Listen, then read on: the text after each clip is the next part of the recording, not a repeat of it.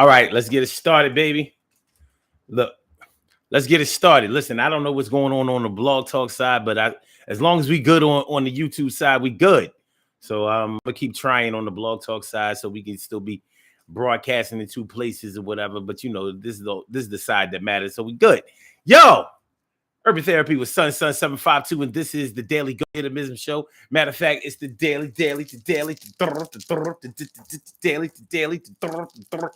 Go Getism Show all up in your area. I'm feeling like a real man should. And tonight, on this Hump Day Wednesday, we made it. We made it to the middle of the week. All we got is a couple of more days. Keep on pushing, y'all. We're going to get there. We're going to get there. We're going to get there. We're going to get there.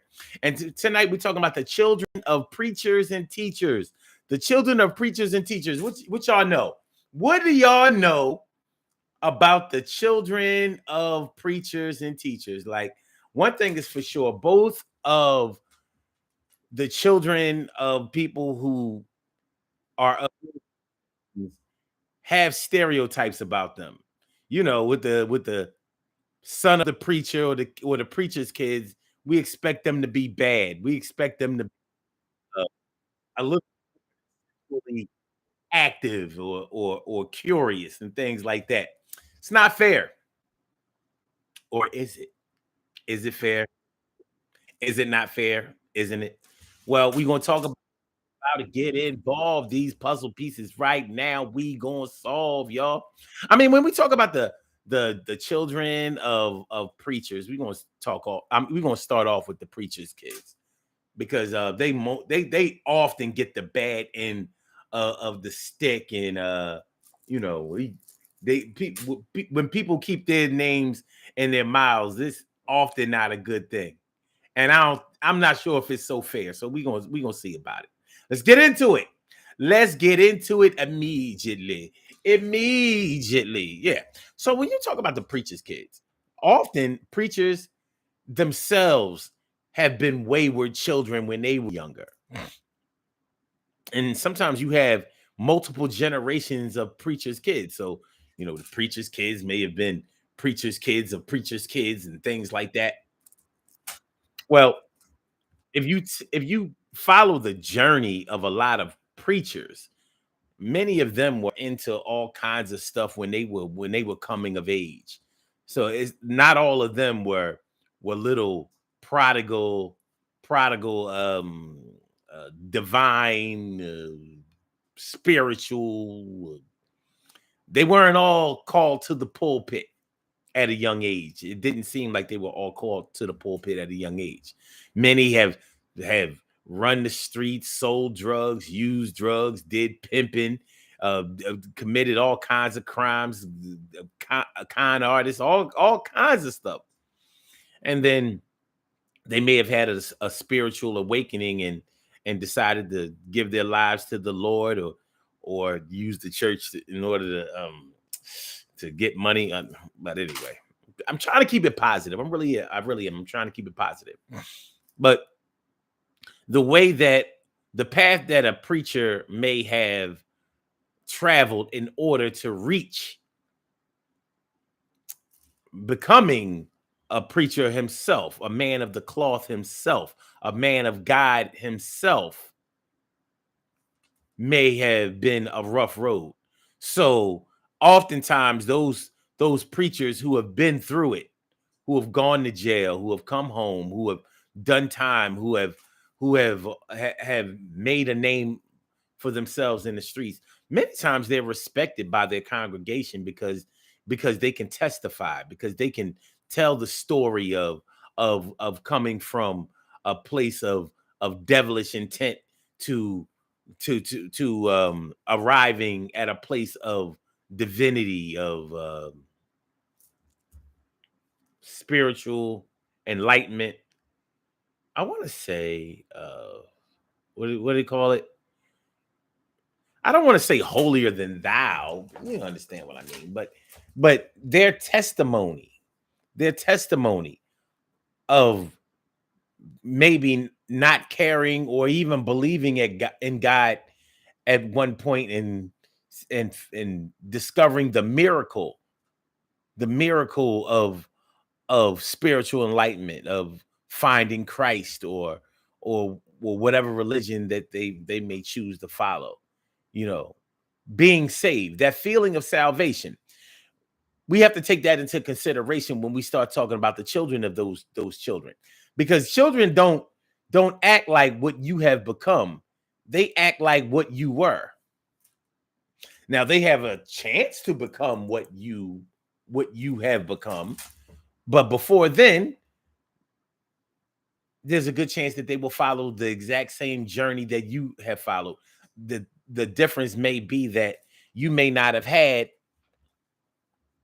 a pastor, a deacon, a preacher, a minister's guidance the way that you may be guiding your own children. So although you may have been off the chain as a youth, you may not allow your children to go that route. And you may feel like you have God on your side that's going to help you to keep these children in line. Keep the children in line. And I ain't mad at that. I ain't mad at that at all. So anyway, that may be where we get the bad preachers kids stereotype from. So it's almost like they don't have a fair shake socially, because they are held to a higher standard, because the preacher is supposed to be a good man, and so the children are supposed to be good. The preacher know the Bible, so the kids are supposed to know the Bible. The preacher is supposed to be obedient, so the kids are supposed to be obedient. The preacher is a man of God, so the children are supposed to be the children of God, and they are supposed to conduct themselves in a way that would reflect that the angels have descended upon them, and that they are good, and they is kind, and they is obedient, and they loved it the Lord. They loved it the Lord. They loved it the Lord. They loved it the Lord. They loved it the Lord. Yo, yo, all applaud if you loved it the Lord. I said, all applaud if you loved it the Lord. All applaud if you loved it the Lord. All applaud if you loved it the Lord. All applaud if you loved it the Lord.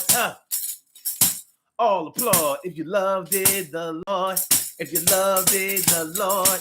If you loved it the Lord. If you loved it the Lord. I want to hear all y'all applaud. All y'all applaud if you loved it the Lord. If you loved it the Lord. I want to hear all y'all applaud. Well,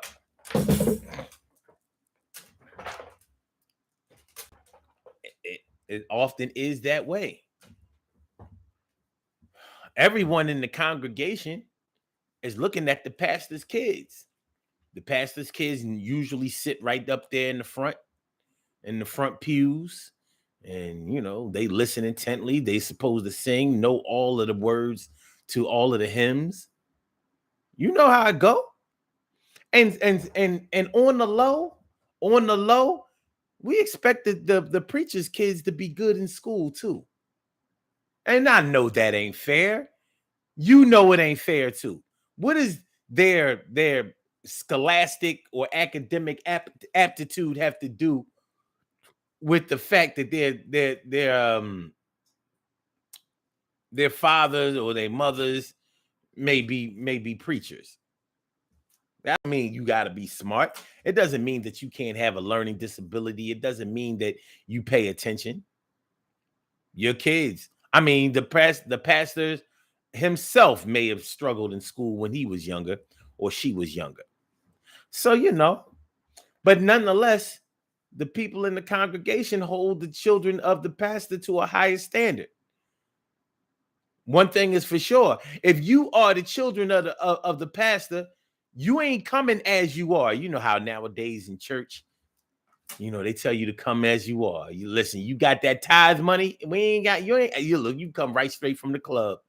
You can come right straight from the club with your low cut, your pants hanging off your ass, your Tim boots, your gold chains dripping, your tramp stamp showing, your cleavage all out of control, come as you are. The Lord said, come as you are. But we ain't gonna let the preacher's kids get away with that now, are we? We ain't letting the preacher's kids get away with that. Full suit for the boys, dresses for the girls, way below the skirt. You know what I mean? I don't care how pretty the preacher's daughter is. She ain't supposed to be there attracting no attention to no boys, no men, no nothing. But oftentimes she real cute. And she might be a little loose in the booty every now and then. I mean, shoot, Pastor horny. We never said Pastor don't get, he don't get horny. We ain't say the priest kids. We said the priest can't have no kids. The priest can't have no kids. The priest can't have no kids. So we got to say the preacher's kids. We got to go the Protestant route because the Catholics, they can't have no children. They can't have no cheering. The men of the cloth can't have no cheering. You a priest, you can't have no cheering. Well, I don't know if y'all know the history on that, and I'm not going to get all into that, but there's a financial reason. There's a money motive for priests not being able to not only have children, but not being able to get married or have sex. They're going to make sure that the church get all of the money that the priest brought into that church. So the church gets the money. And I don't mean the church. I don't mean the St. Luke's church that the St. Luke's a Catholic church that he's the parish at. I mean the church, the big church. I mean the whole church of Catholicism. Because if you didn't know, Catholics are the church. Everywhere else is church. That's a church. The Catholics are the church. Don't act like you ain't know that. Don't act like your little Mount Ephraim Baptist church is called. Don't nobody call that the church. And don't nobody call Baptist the church.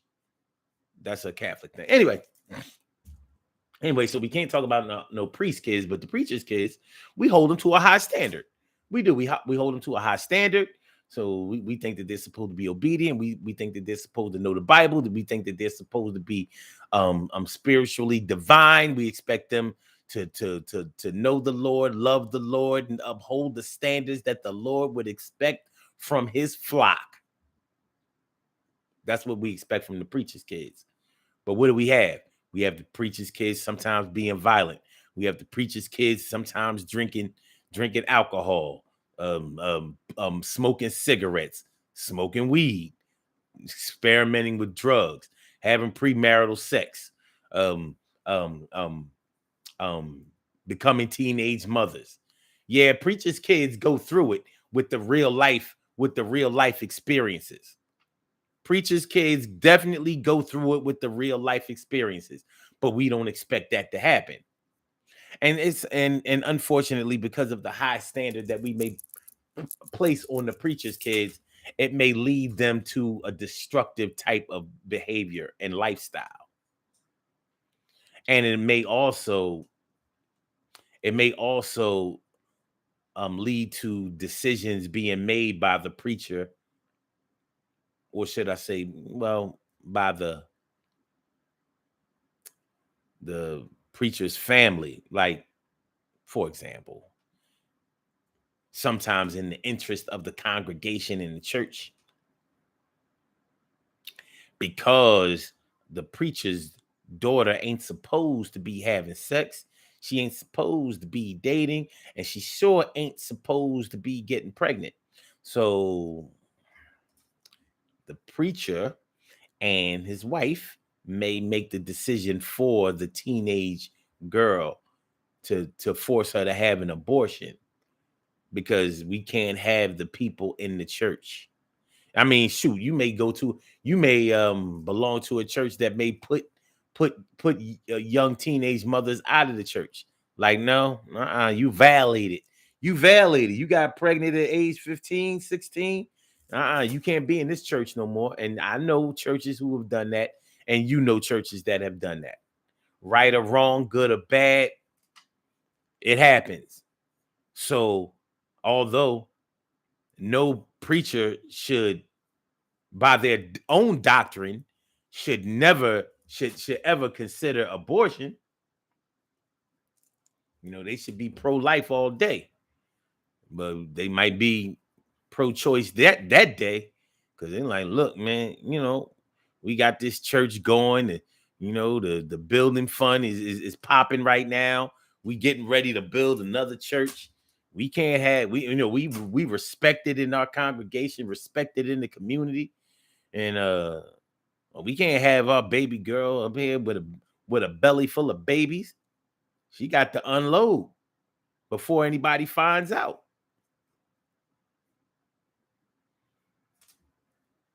Before anybody finds out, we got to fix this thing. This is a problem. Make sure y'all hit that like button, y'all. Make sure that y'all share the show. Make sure that y'all subscribe to the channel if you haven't subscribed to the channel yet. This is the Daily Go Getimism Show, Hump Day Wednesday, the 21st, which is the first day of summer, June. And we are talking about the children of teachers and preachers. And we're starting off talking about the children of preachers.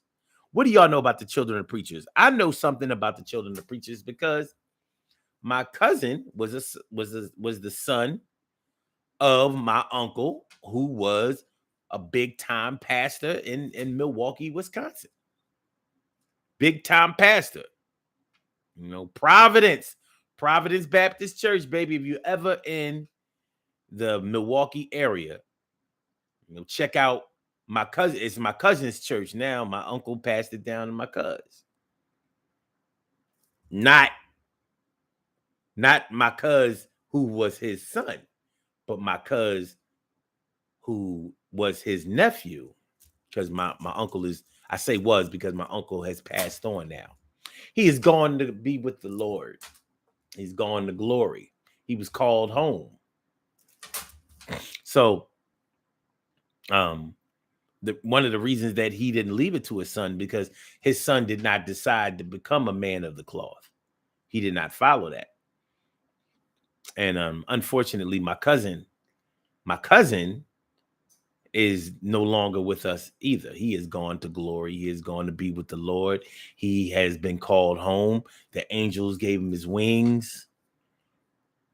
And in 2016, I believe 2016, definitely no. Yeah, it was 2016. So, but before he got there, my cuz had some stuff going on. He was definitely living his life. He struggled with drug addiction, and he definitely took advantage of the financial opportunities and the influence that my uncle had. For sure.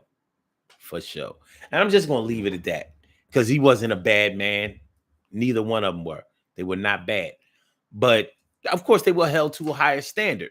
And that's why I speak of decisions having to be made, image conscious decisions having to be made in the interest of imagery. Can't have the preacher's kids out there looking crazy. Can't have them looking. We can't have them out there looking like anything except for a good example. So there's a lot of pressure that is placed upon preachers' kids. There are. And that can lead to destruction. That can lead to something not innocent and not what might feel godlike. It can lead to bad, son. It can lead to something bad. Real bad, you know what I'm saying? Stacy White says, the ones I have ran into is like that. Okay. TK Wright says, that has to be a ton of pressure. Stacy White says, they don't do that no more. I'm not sure. I remember when you wrote that, but I'm not sure where I was with it. Shirley Cheryl, the world's most precious and greatest pearl in the world. What's going on? Thanks for coming on through. TK Wright says, they usually don't look happy. The expectations sometimes weighs down on the preachers, and the teacher's kids. Oh, we're going to get into the teacher's kids. Because not everybody thinks about the teacher's kids, but I do. And there's a lot of pressure on the teacher's kids. We're going to get into all of that. We're going to get into all of that. We're talking about the preacher's kids right now and the pressures that are put on the preacher's kids. You know, the pressure to set a better example for their peers than their peers may feel they need to set for anybody else. That has to be a lot of pressure. Like, I got to be a good kid even when I want to be bad. So everybody, all of my friends, you know, they want to rip and run and be disrespectful sometimes and curse and you know and basically grow up, drink, smoke, palm a girl's ass. You can't have a preacher's kids running around palming Shonda ass. Yo, he touched me on my butt. No, I ain't touch you on your butt. I palmed your ass. Y'all remember that back in the 70s and 80s? It was a big thing. You couldn't just touch the ass. You had to palm that shit. Yo, he palmed the ass. Yo, I palmed the ass, man. Palm. I got the whole booty in his hands. He got the whole booty in his hands. He got the whole booty in his hands. He got a whole ass in his. Now, you know, it's a funny thing because you could palm a girl's ass in recess, in the hallways, all that kind of stuff. You might get in trouble, but you wasn't getting in. They wasn't calling the cops. You wasn't catching a sexual assault charge. Now you do that shit now. You get caught palming a girl's ass unsolicited now. You might not even. Sorry, you might not even get told on. You might not even get told on. You know, the cameras in the hallway saw you palming the ass. You touched the ass. She turned around like, boy. Forget about the fact that she smiled like, Gary touched my butt. He is so nasty. I'm going over his house after school though.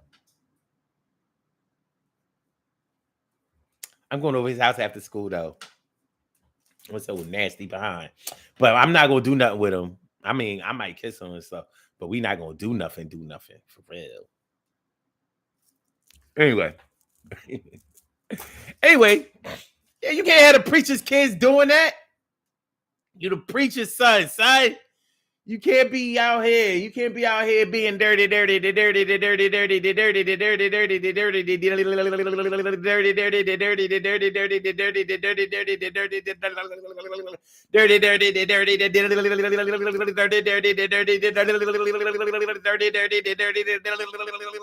You's a nasty boy. So, yeah. So there's a lot of pressure. Little girls, you know, young girls like boys, just like boys like little girls, like little boys like little girls, and you know, being sexually explorative and things like that. Those are things that you have to expect with children. But when you the preacher's kid, you ain't supposed to be a part of none of that. You ain't supposed to be curious about nothing. Open your Bible, read those verses, know the difference between the New Testament and the Old Testament.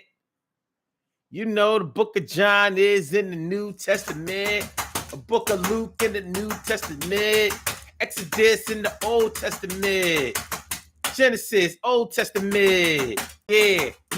Whenever you get them European names, you know that's the New Testament. Whenever you have names of the Bible that don't have anything to do with actual names, that's the Old Testament. You know, so Mark versus Ecclesiastics. You know what I'm saying? Mark, that's in the New Testament. Ecclesiastics, it's in the Old Testament. You know, Deuteronomy, it's in the Old Testament. I don't know. Peter, it's in the New Testament. It's in the New. That's when the Europeans took over the Bible. You know. All right. Well, anyway, so yeah, we expect the preacher's kids to know that Bible, and they often do. And a lot of times the preacher's kids are very disciplined and obedient because most preachers back in the day didn't have no problem disciplining them kids with the belt. Preacher, preacher, preacher, preacher, whoop that ass. Preacher, preacher, preacher, preacher, whoop that ass. He a man of the cloth, and he's also a man of the belt. Don't act like I don't know what I'm talking about. Now, my uncle, I don't remember him being much of a beater. He definitely spoiled his. He only had two children, and he had two sons. T. Carey Rice says the preacher's sons were freaks. I don't know, man. I guess all of that, you know, I don't know. Man, all of that Bible, all of that Bible school, all of that Sunday school teaching just make you horny sometimes. Getting up early in the morning, got to be the Bible school before church start. You know what I mean? Make you horny. It's like your dick being hard early in the morning.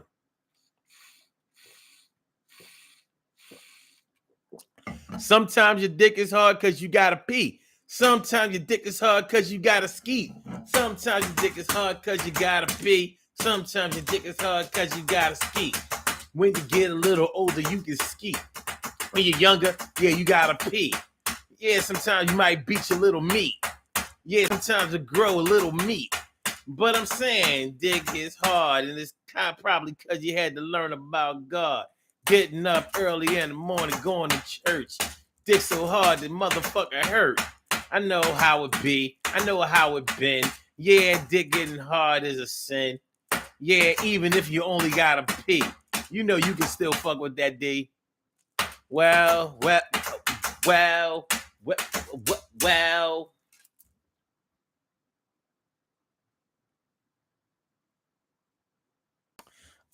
All right. All right. Well, I mean, that's how it goes with the preacher's kids. The preacher's kids are held to a high standard, a higher code of conduct. A higher code of conduct. We expect them to fall in line, to be respectful, definitely to to adults. You know, we expect them to act like they got some home training, basically. You can't be a son of a preacher. You can't be a daughter of a preacher. You can't be children of preachers. You acting like you ain't got no home training.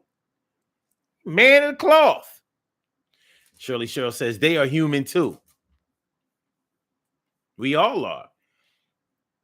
Well, before you came on, Cheryl, we was talking about how the preacher's journey to the pulpit may have taken him through drugs, crime, all kinds of crime, all types of things that may have brought him to a spiritual awakening that was very miraculous for him, and really shaped his decision to seek seek becoming a pastor. Pastor, the pastor's kids, they got to be good kids. You know, wear a suit every Sunday, got a handkerchief in the pocket. You know what I mean? Inside pocket, got a hanky. Got a hanky in there. Preacher's kids. Shoot. They might also be encouraged to not only sing along with the hymns, but probably join the choir, learn how to play an instrument. They're going to be active in the church in some kind of way. It's not normally an option for you. That's what your dad does for a living. He's a preacher. You know, his whole life revolves around that church. He gotta go to work every day.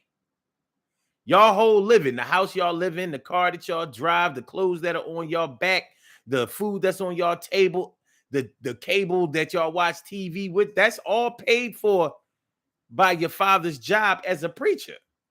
Unless he's a, storefront, a storefront preacher, whereas, daddy might be an electrician by day, preacher by Sunday. He getting his weight up. He ain't a full-time pastor yet. He ain't get that tithing. That tithing ain't adding up right yet. Not yet. Not yet. Not yet. Not yet. That's okay because we zone on the same set. TK Wright says, true, Cheryl. But often the congregation doesn't view them that way as being human. I understand. And she also says it's unfortunate that people expect those kids to be instantly sanctified. Sanctified and holy, baby. Sanctified and holy. Shirley Cheryl says, unfortunately, that can be discouraging. Man, that's life. It's life. We've all been through times in our lives where we were expected to be good, and that was when we was bad. Good, bad, good, bad, good, bad, good, bad, good, bad. Y'all hear the beat coming? Be good, bad, good, bad, good, bad, good, bad.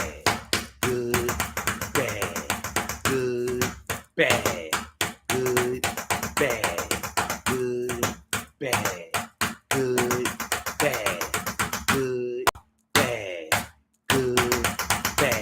bad, good, bad, good,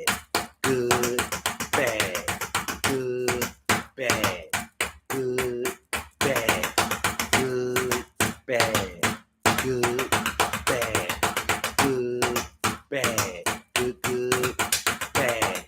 good, bad, good, good, bad. Good, bad, good, bad, good, bad, good, bad, good, bad, good, bad, good, bad, good, bad, good, bad, good, bad, good, bad, good, bad, good, bad. Good, bad, good, bad, good, bad, good. All right, let's talk about let's talk about the teachers' kids. The teachers' kids. Have you ever gone to a school where one of your teachers had a child or children that went to the same school? You ever do that? I have. And when you're in school, you don't know that much about other professions. You think that a teacher is the smartest person, one of the smartest people that you'll ever meet. After all, they're the ones teaching you. They're the ones at the head of the class. They're the ones who discipline you. They are the ones who grade your papers, teach you how to read, write, and do arithmetic. They are the ones. So it stands to reason that if a teacher rose to the level of education to be able to teach us, then the children of that teacher probably are smarter than all of us. And teachers know about schools. They know about school districts. They have sort of the inside track when it comes to school. So whereas your mom or your dad may not know any better than to send you to your local school right there in your area, the teacher, she can get her children in any school that she wants them to go to. Private, parochial, public, it doesn't matter.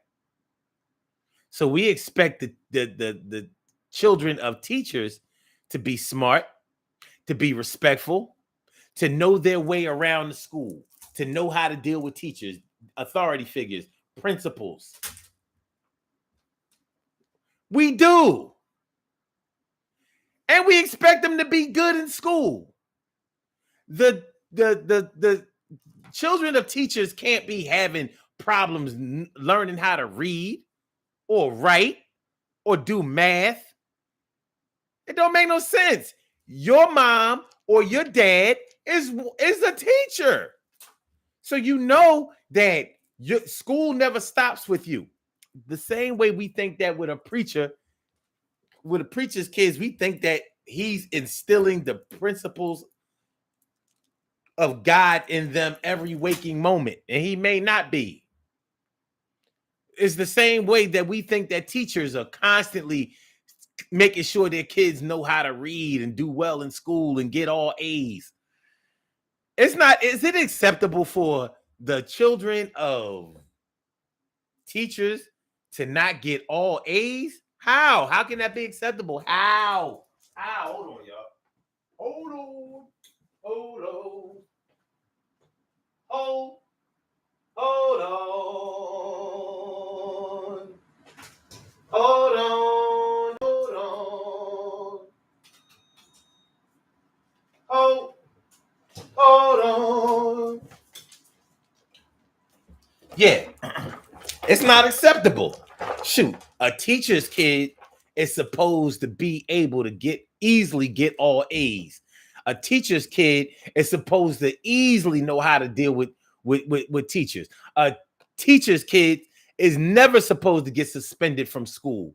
Is never supposed to be involved in a fight.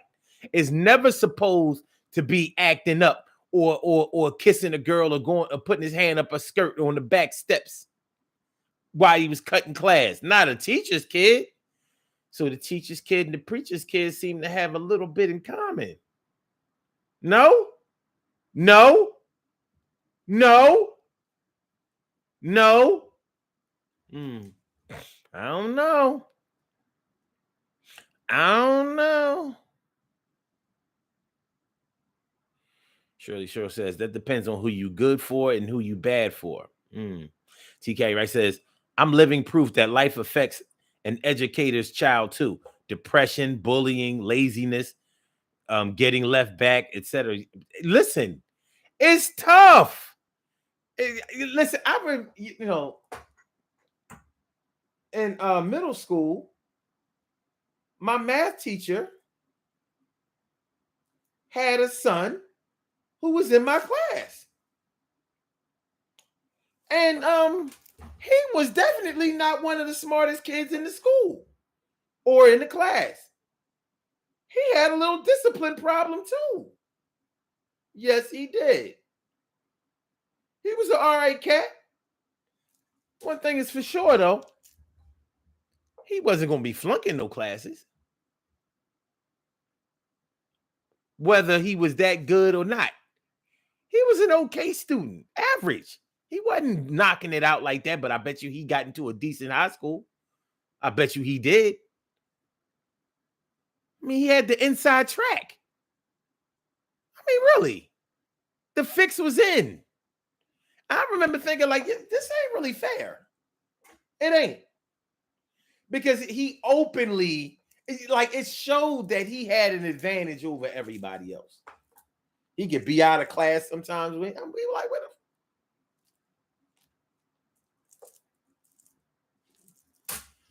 And you know how we were friends. We were friends. So we go over each other's houses and things like that. He lived around my way.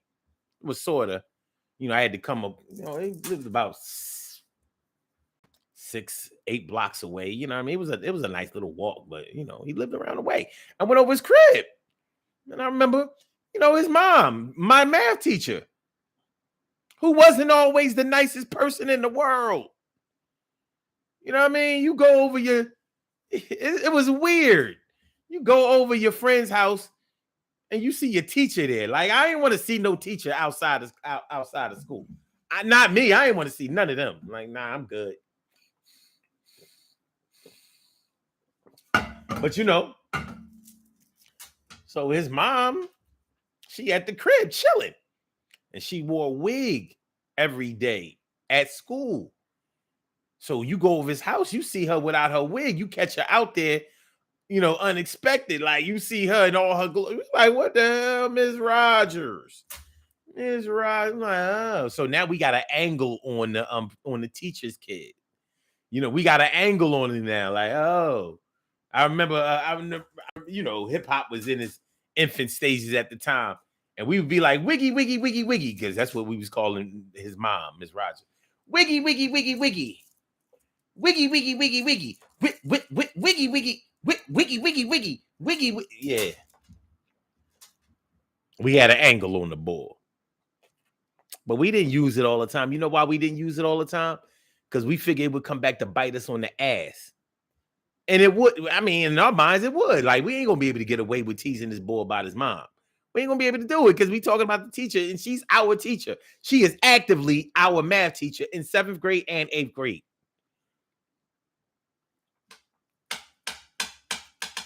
But yeah, like I said, he was an average student. He wasn't nothing spectacular. He wasn't. But we expected him to be. You got to be as smart as your mom is. And quite honestly, I'm not sure how smart his mom was. She was a math teacher. But I remember, let me just say this. She kept it very real. She was very hood. She was very hood. Very, very hood, Ms. Rogers was. Yeah. So yeah. Shirley Cheryl says Gemini season is over. I know. But y'all had a hell of fire run. Wait a minute, ain't it over today? I think y'all got today. This is the last day, Cheryl. I think you might be able to rock out. You might could walk could rock out. You might could. Let me see. Where you at. I believe today is your last day. Let me see. Gemini. Yep. No, it was yesterday. It's over. It's over. It's a cancerous day now. All right. Well, since I got you, but since I can have your horoscope open, I'm going to read your horoscope. You ready? Okay. You may want to make it an early night tonight, dear Gemini. You may want to make it an early night tonight, dear Gemini. Get home as early as possible and forget about any errands you can put off for now. Sometimes it's good to just call it a day and dedicate the balance of the evening to relaxation and centering yourself. Even if all you do is fix a cup of tea or a cold drink and sit up on the porch enjoying the view. A simple break like this during the week can be a good way to take care of yourself and can offer you a fresh start for your next day. Invest some time in distressing your life and yourself. Does that work for you? You know, the day is almost over. Have you seen that this is you? Is this you? Or is this you? Let me see. Who we only got. All right, so TK Wright is a Libra. We'll do Libra, and Stacy is an Aquarius. All right, so let's do Libra. All right.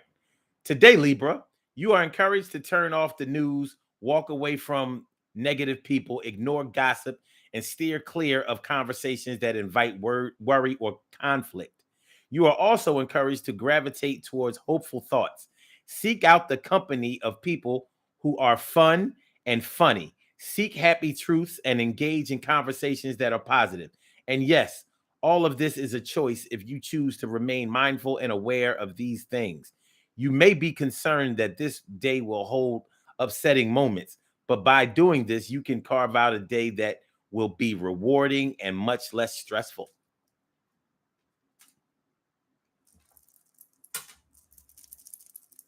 Okay. Huh? All right. Aquarium. We are the dawning of the age of Aquarium. Age of Aquarium. All right, Aquarius. All right. Some children have a way of wrapping the adults in their lives around their little fingers. Children are, after all, master manipulators. Some children grow into adulthood while maintaining this ability. Someone who is especially charming may be manipulating you emotionally now, Aquarius, but you may not realize it. A coy smile, a charming manner, a talent for saying things in just the right sweet way. These things may be causing you to cave in and agree to things you don't really want to do. If you are aware of it, you can stick with what's best for you. You should try to be conscious of this today. All right. Since y'all the only ones that visited the show today, y'all the only ones, well, I mean, visibly, those are your horoscopes for today. That's your astrological forecast for today, the 21st day of June. Now, we was talking about the teacher's kids. The teacher's kids. So I don't know about y'all, but I see a real a glaring similarity between the teacher's kids and the preacher's kids. Both of them are held to a high standards. They're held to high standards. If either one of those children are running wild, not acting teachery or preachery, not acting godly or scholarly, then people are looking at them differently. But the advantage that both of those children have is that they are the children of people who are in professions of great influence. Although teachers often complain, and people complain about teachers not making the type of salary that they believe that they should make for educating the youth, they they they have the advantage of being the children of parents who can go and talk to people, pull some strings. Often preachers, pastors have ties in the community. They can get things. I mean, there is tax-free money coming in. Tax-free money. So them Christmases often be looking good. I ain't really known no preacher's kids who wasn't staring down a Christmas tree full of presents on December 25th. You might have had to go to church that day, but it was presents under that tree. I ain't saying that they was all super spoiled, but it was presents under that tree for sure. And with the teachers' kids, although they may not, ain't no teachers getting rich out here, but they made a decent salary. And as far as school was concerned, they could get they knew how to get their children into the schools that they wanted them to get into. They made sure often that those children were learning the things that they wanted them and needed them to learn. And they were able to put them in often vocational or recreational activities that could be taken advantage of in any of the schools that they went to. They had that influence. So whether their children were students in the classes or schools that they were teaching in, or another school, they could go to those schools and they knew what to say. They knew how to get to the person that needed to be spoken to in order to make something happen for their children scholastically. Yeah, I mean, Carol Chamberlain, mi friend, mi favorita. Carol said, I'm late, but what did I turn in about Aquarius? No, I was reading everybody's horoscope. Well, it started off with Cheryl. She was feeling sad because Gemini ended yesterday. There's no more Gemini. You got to wait until 2024 to get Gemini. The Gemini, there's no more Gemini. I mean, Cheryl's a Gemini, but there's no more Gemini. Cancer now. Cancer. But anyway, so I decided, since I read Cheryl's horoscope, I decided to read everybody's horoscope because I try to be fair. I'm the nephew of a preacher and a cousin of one. I'm the cousin of one. All right. So TK Wright says both kids have the same high expectations held over them. That's true. And when they don't live up to those expectations, people be looking at them real shady like,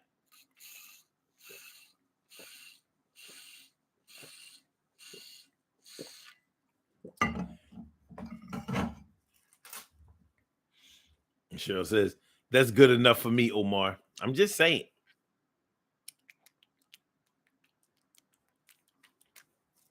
I'm just saying. Yeah. Expectations. It ain't easy to live up to somebody's expectations just because your parents did something. Just your parents may be following a path that you don't want to have anything to do with. And that's often the case when it comes to preachers' kids. They're like, listen, man, I've known preachers' kids that change religions. I've known some. They're like, like, I've heard preachers' kids say things like, yeah, all that Christian stuff, tithing and all. I know what all that's about. I ain't with all that. I've heard them say it because they knew about the inner workings of the church and the business matters of the church and how, a lot of things that go on with the church don't have anything to do with saving souls. Doesn't have anything to do with securing your place in the afterlife. Stacey White says, I'll be looking at them real shady. Ooh. I didn't mean to throw no shade. No shade. That's what I meant to not do. That's what I meant to not do.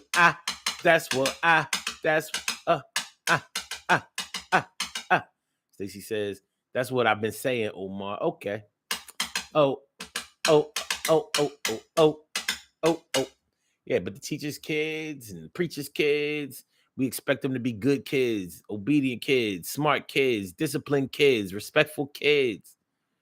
And that's going to be a big difference from a lot of their peers. Like, does being a teacher's kid or a preacher's kid keep you away from peer pressure? Well, shoot, let us tell it. The preacher's kid is the one pushing everybody to be bad. Be bad with me.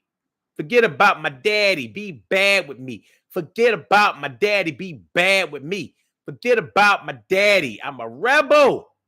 And I'm going to the next level. Well, all preachers' kids ain't bad. There's usually just one or two of them that's bad. The rest of them, they be all right. The rest of the 6 of them, they be all right. That youngest one or that middle child, he or she's the problem one.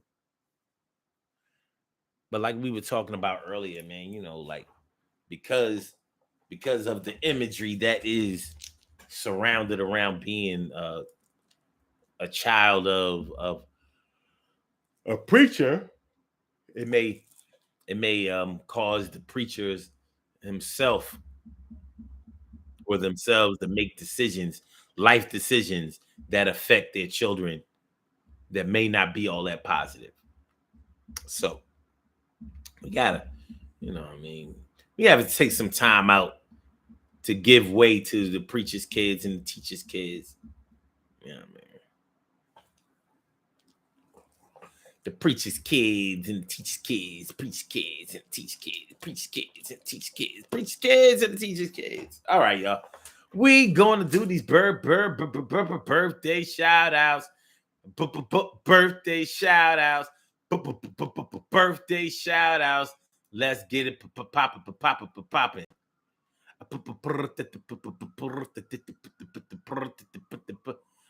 Popping. All right. We have some birthday shout outs to do. Some people were born on this glorious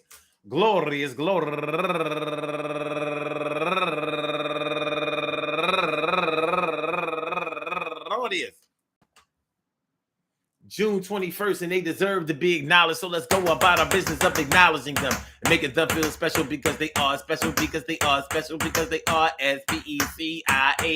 They get the RESPECT. They are SPECIAL. They get the RESPECT. They are SPECIAL. They get the RESPECT. They get number one out the box, Antonia Murray, turning 46 years old today. And also Ty McMillan, happy birthday to you. And Tina K, happy birthday to you. She's a go-getter, by the way.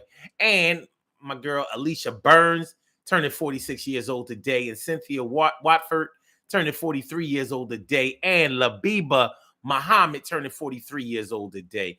And Amina Shitu, happy birthday to you. And Jarrell MC, Jarrell turning 45 years old today. And Shari Lynn Harris, happy birthday to you. And Kevin Williams, happy birthday to you. And last but not least, my girl.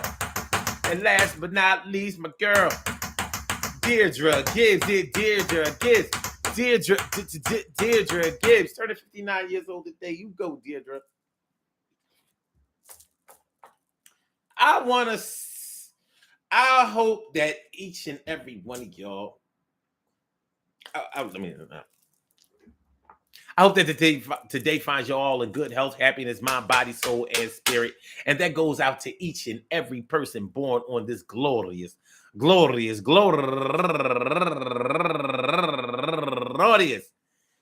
21st, anywhere out there in the world, worldwide, internationally, and universally. All of y'all go ahead and turn up. But don't turn up too loud. Just turn up loud enough so everybody can hear you. Rock out, rock on and do the damn, the rock out, rock on and do the damn, rock out, rock on and do the damn thing and do your thing, y'all. Represent the queens and kings and do your thing, y'all. Represent the queens and kings. Good things happen to those who wait. Great things happen to those who grind. And anything can happen to those who go for theirs. So go hard, go for yours, and remember, man, listen. Preachers' kids, teachers' kids got a lot of pressure on them, and that's not to say that preachers' kids or teachers' kids have it any harder than you, or that you should make their struggle have precedence over your struggle or those of your siblings or your children or whatever. It's just that sometimes, you know how they say the sins of the father will visit the child, something like that.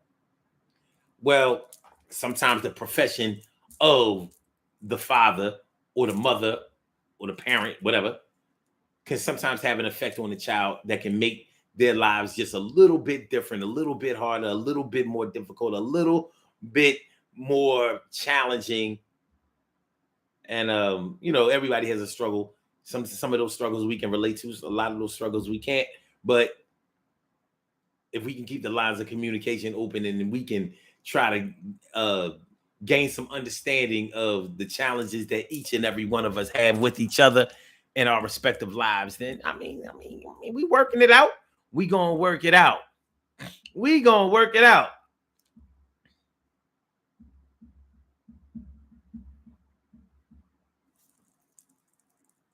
Okay. So peace to all my day ones, my everydays, and my brand news. I love y'all to death. Resuscitate y'all. Love y'all right back to life. We will be back tomorrow night with another daily Go Get It show. So make sure y'all come on through. Make sure y'all hit that like button. Make sure that y'all share the show. Make sure that y'all subscribe to the channel if you haven't subscribed to the channel yet. All right. So I said, all right. So I said, all right. So Blog Talk, I'ma get you out of here. Yeah. And for my YouTubers, you know just how we do, but thanks for coming north through. See you on the other side, my boobers. Yeah, on the other side, my boobers. Yeah, on the other side, my boobers. And I say peace.